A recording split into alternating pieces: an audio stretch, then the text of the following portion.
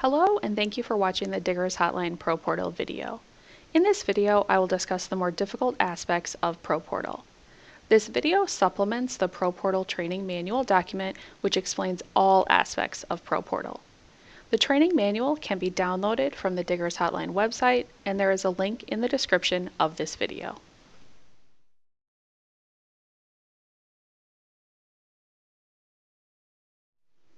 The first thing that I'm going to show you how to do is how to log into the ProPortal system.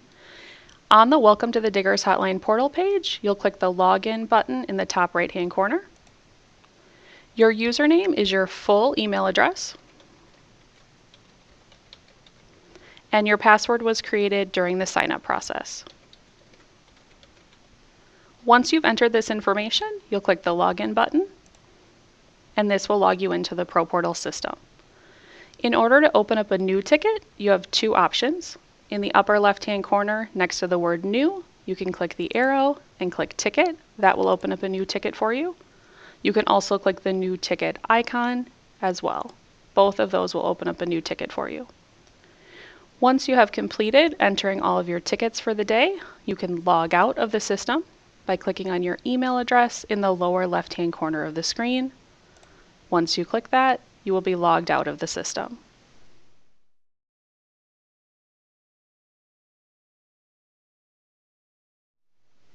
When entering the work location, county, place, address, and intersection 1, you can utilize the map and the search results to help you complete these fields.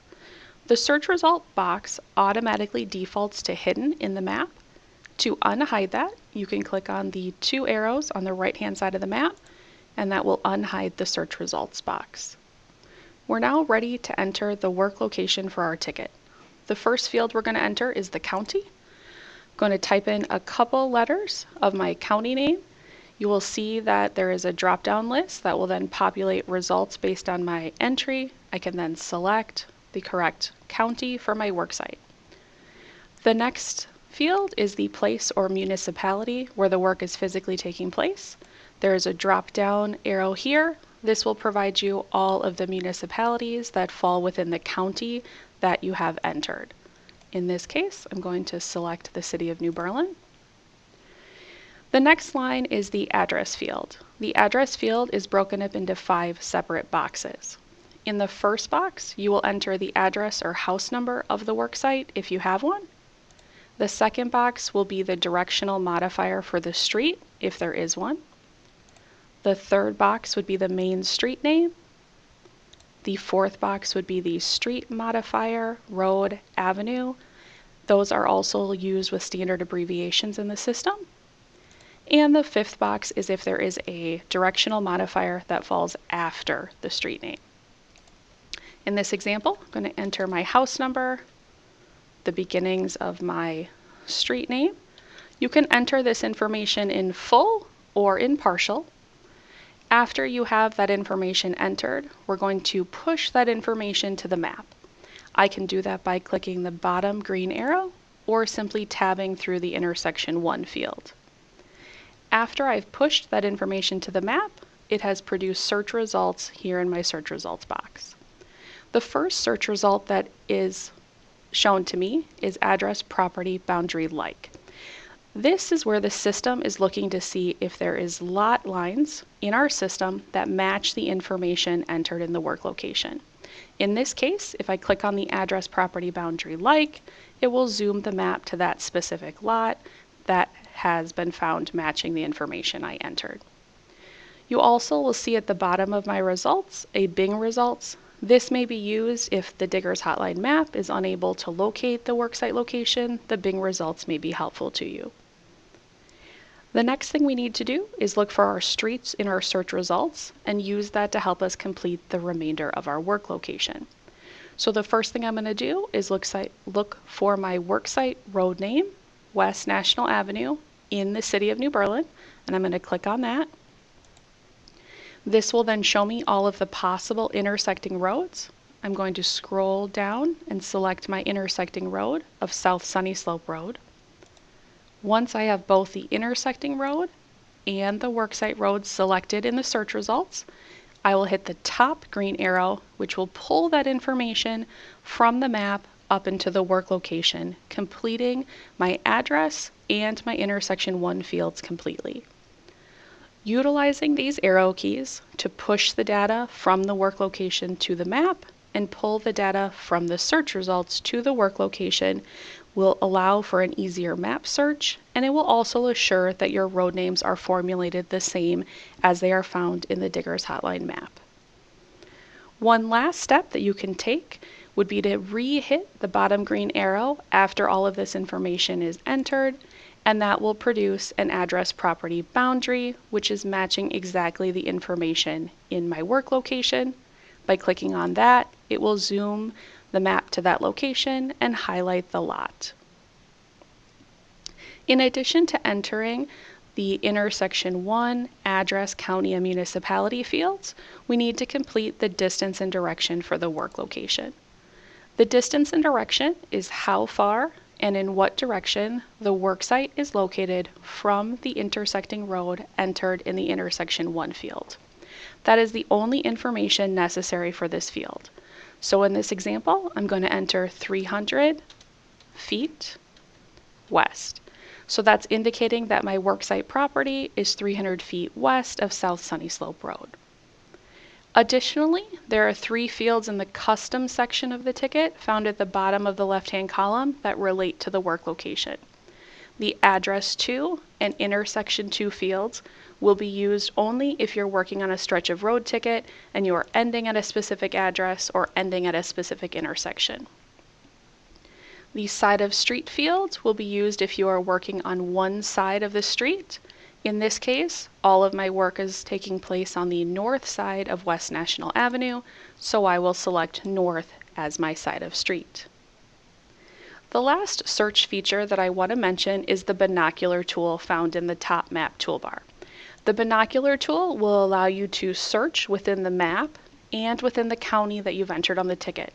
So if you need to search for something outside of the push-pull, you can do that by utilizing the binocular tool, and the results will also appear here in the search results window.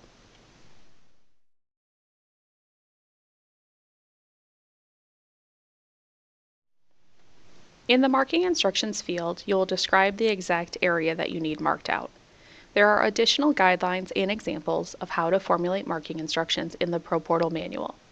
Your marking instructions must be clear, concise, and accurate so the locators can find and mark the worksite.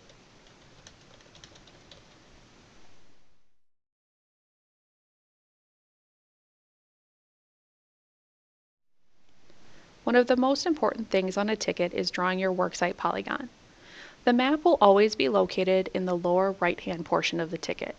In the event that you need to make the map larger, you can do that by clicking on the Maximize button located at the top right-hand corner of the ticket above the Member section. By clicking on the Maximize button, the map will then be increased in size to the size of the entire ticket. You can then reduce the map size by clicking on that Maximize button again, and the map will return to the lower portion of the ticket.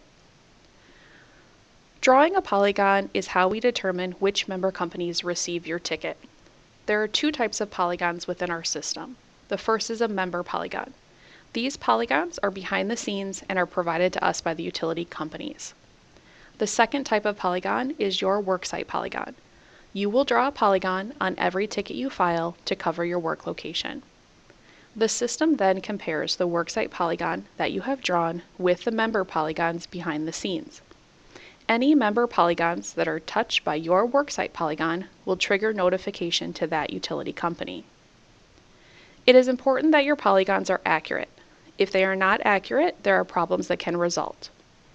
If your polygon is too large, this will cause over-notification to member companies that don't have lines in your area.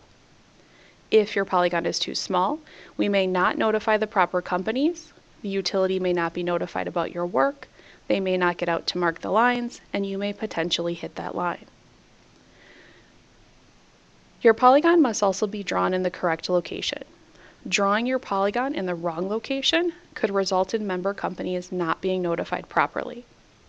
Anytime member companies are not notified, you run the risk of the facilities at your worksite not being marked properly, which is where the real danger occurs. Within the system, we have both lot line data and address points. Here in the map, this is displaying lot line data. The lot has been highlighted. Address points will simply be a point on the map with an address by it. Not every county has lot lines or address points, but most of them do. They can be very helpful to you to help identify the location of your worksite.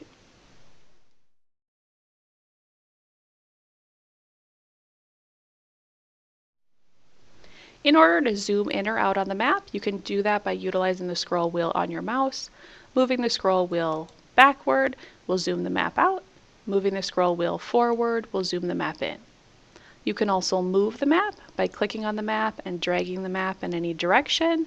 This is also called panning. In the map toolbar, the refresh button will refresh your map image. You have the zoom option button, which will provide you a variety of zoom options. Full extent will zoom the map out to a statewide view. To selected will zoom the map to the worksite polygon that you have drawn on the ticket if you have one. 2XY will allow you to enter coordinates and zoom to those coordinates that you have entered. And previous will take you back to your last map, zoom level, or where you were before. The green plus button is not used in the ProPortal. The red minus button is used to remove a drawn worksite polygon. So if I draw a polygon on my map surrounding my worksite lot and I need to remove that polygon, I can do so by clicking the red minus sign and the clear.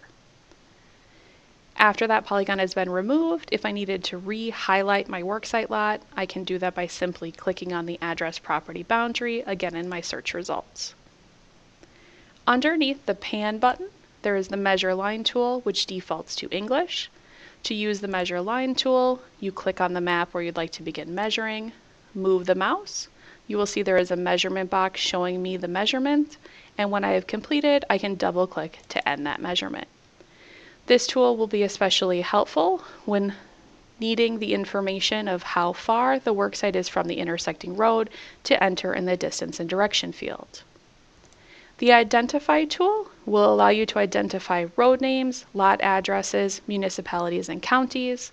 By using the Identify tool to click on the map, the search results will display the address, city, and county where that is physically located. The Add Note will allow you to enter a note to communicate to our mapping department. This can be used if you discover an error in our map or want to let the mapping department know about a new road.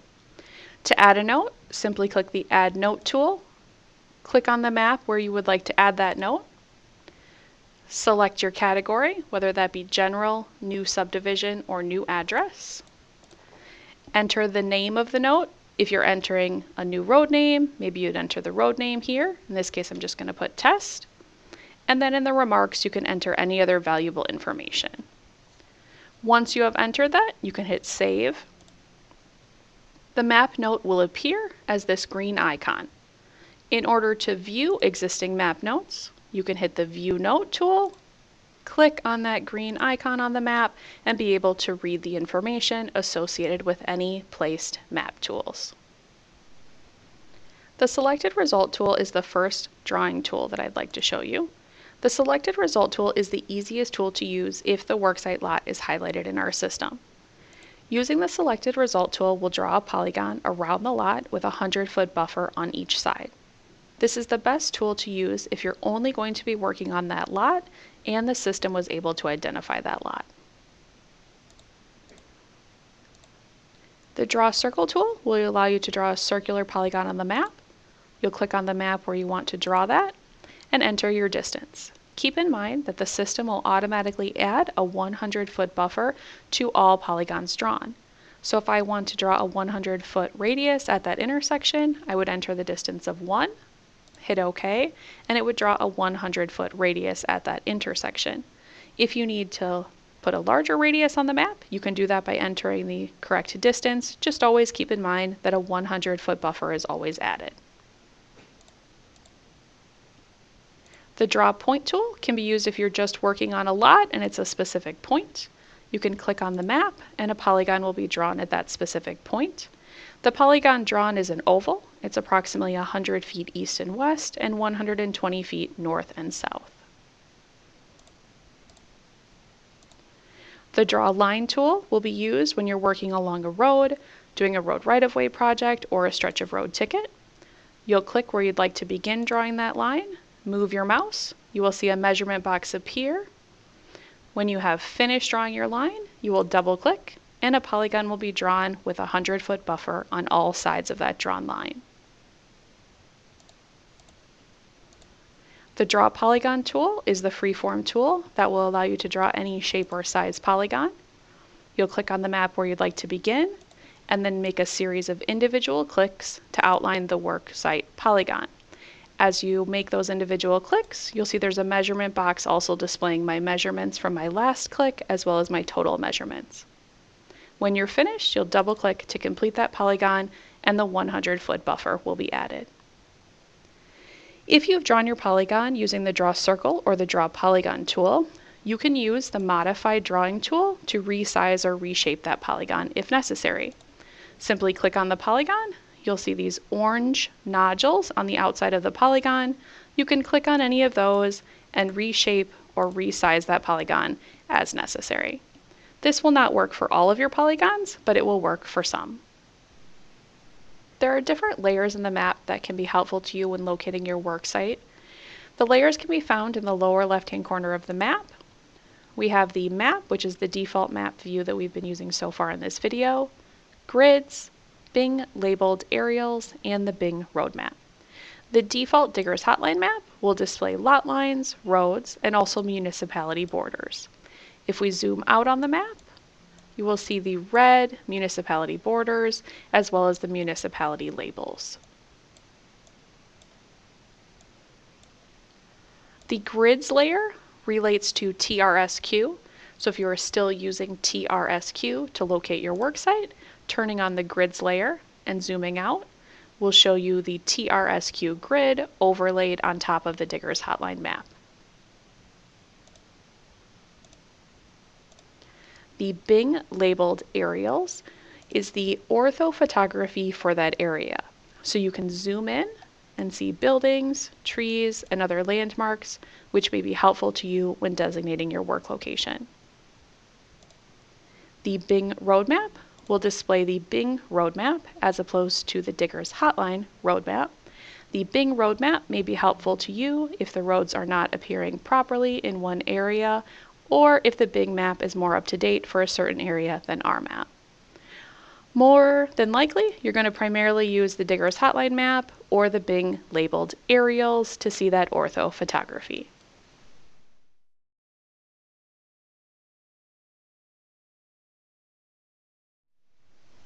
Selecting the type of ticket that you would like to process can be done at the top of the work location in the ticket type drop-down list. This list automatically defaults to standard, which is the 3 business day ticket. If you need to process a different type of ticket, such as an emergency or an appointment, you can select that ticket type from the ticket type list. There is a detailed explanation of each ticket type in the ProPortal manual. If you need to advance your start date and time on a ticket, you can do that by clicking on the calendar icon to the right of the start date and advancing that start date, and you can also adjust the time if necessary. The system will not allow you to set a start date and time that is sooner than the default start date and time for the specific ticket type.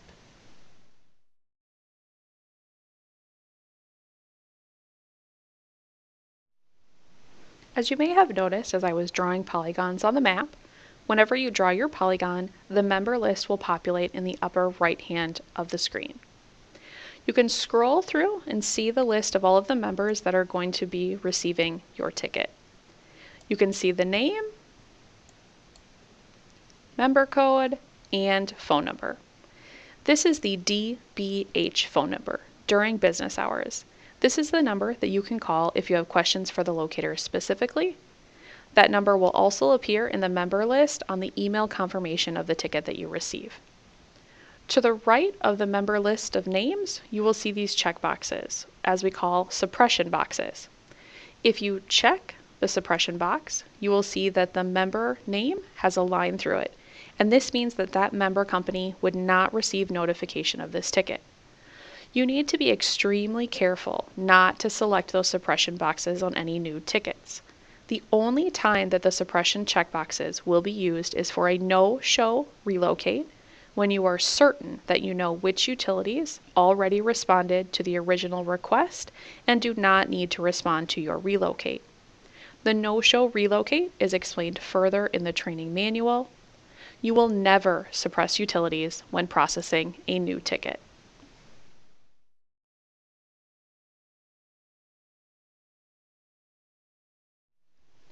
After entering all of your information, drawing your worksite polygon, getting your member list, it's now time to finish the ticket.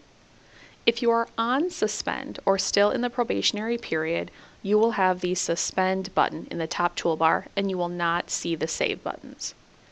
When you click suspend, it saves all the ticket information and a trained Diggers Hotline representative will review the ticket information. If everything is good to go, they will send that ticket off to the utility companies and you will receive a confirmation email.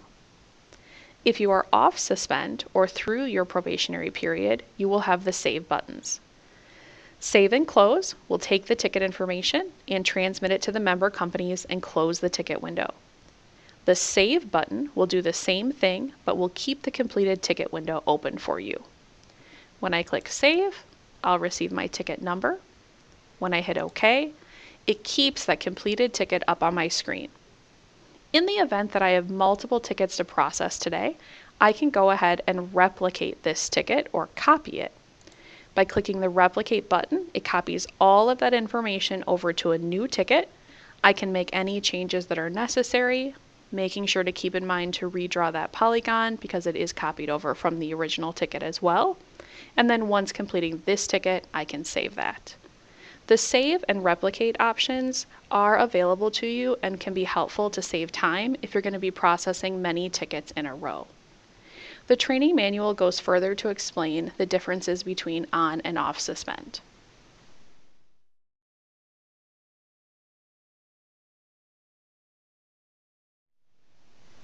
The ProPortal manual outlines how to conduct a search and the search features, but there are a couple of items that I wanted to explain in more detail regarding the search results.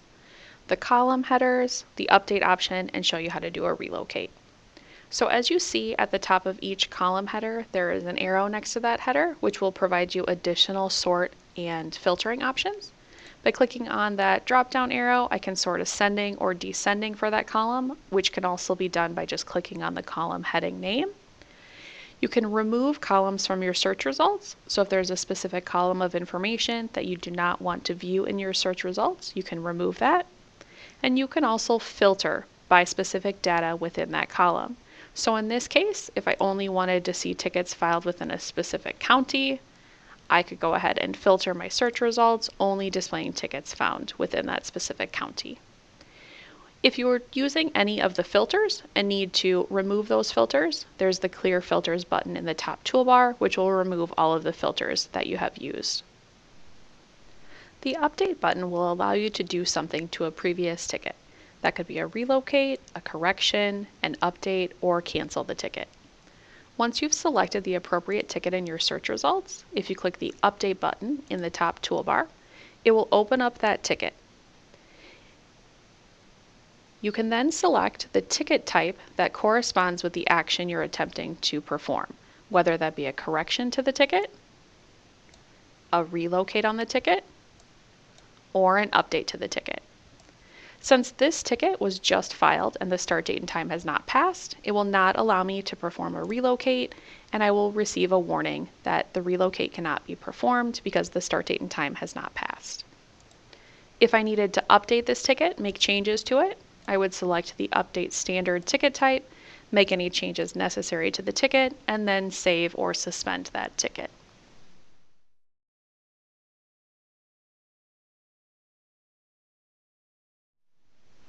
Relocating is so common that I wanted to show you how to relocate a ticket. So you're going to search and find that ticket in your search results and click the Update button. You'll then use the ticket type drop-down list to select the appropriate relocate option. The training manual explains the relocate ticket types and how you qualify for each type of relocate. In this case, I'm going to pick a relocate standard. Once I select that relocate ticket type, you will notice that all of the information on the ticket has been grayed out, with the exception of the marking instructions field. You can only change the marking instructions on a relocate if your worksite has shrunk in some way. It is best to often just leave the marking instructions as is. When you're filing a relocate, it is important to wait until the member utility list has loaded on the ticket before hitting the Save button. This takes approximately 5 seconds. Once you've selected your appropriate relocate ticket type, waited for the member utility list to load, you can then save the ticket in the top toolbar. And you will receive your new ticket number.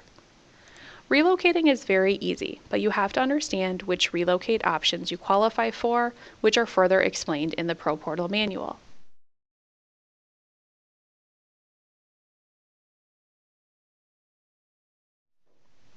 I've referenced on suspend and off suspend throughout this video, as well as the ProPortal manual explains both of these. You are required to go through a probationary period if you are a new user.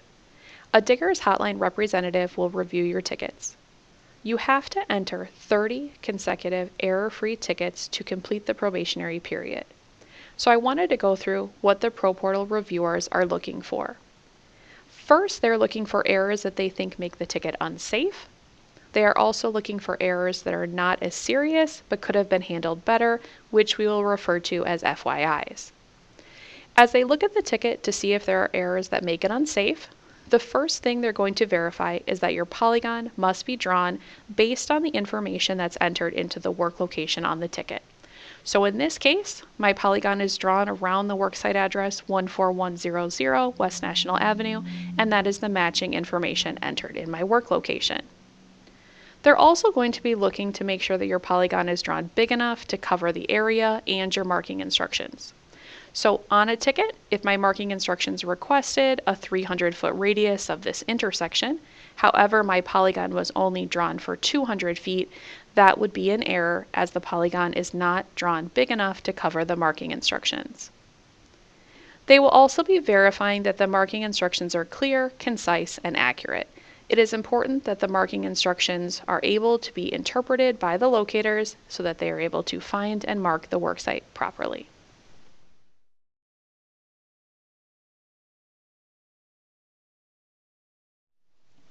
In closing, I wanted to give you some additional contact information.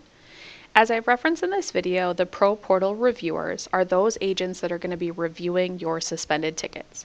They may be contacting you from time to time regarding specific tickets that you have processed with questions. In the event that they're unable to reach you at the time of their call, they will leave a callback number.